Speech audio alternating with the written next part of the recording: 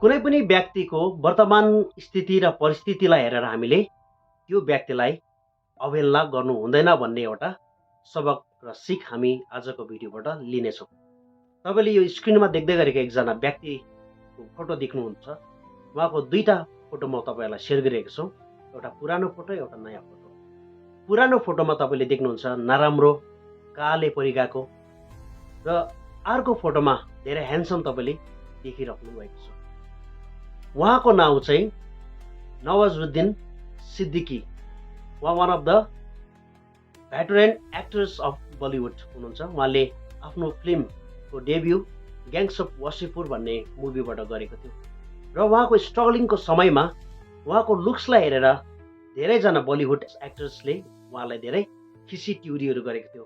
यस्तो कालो मान्छे, यस्तो नराम्रे न नराम्रै, न त जिउडाल भएको, न त अनुहार न धनुहारको मान्छे कसरी चाहिँ एक्टर हुनसक्छ, यो हुनै सक्दैन भनेर धेरै प्रकारको अवहेलनाको कुराहरू, गाली गलौजहरू गरेको थियो।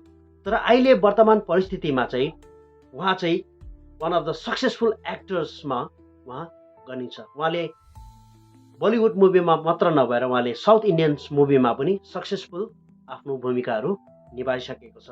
उहाँले आफ्नो नाममा धेरै प्रकारको एवार्डहरू जितिसक्नु भएको छ। अहिले जुन चाहिँ व्यक्तिले उहाँलाई खिसीट्युरी गरेको थियो, उहाँसँग काम गर्नुको लागि चाहिँ ती डाइरेक्टर, प्रोड्युसर्स, एक्टर, एक्ट्रेसहरू चाहिँ उहाँको पछाडि लागिरहेको छ। तर पनि धेरैजनाले उहाँसँग काम गर्ने मौका पाएको छैन।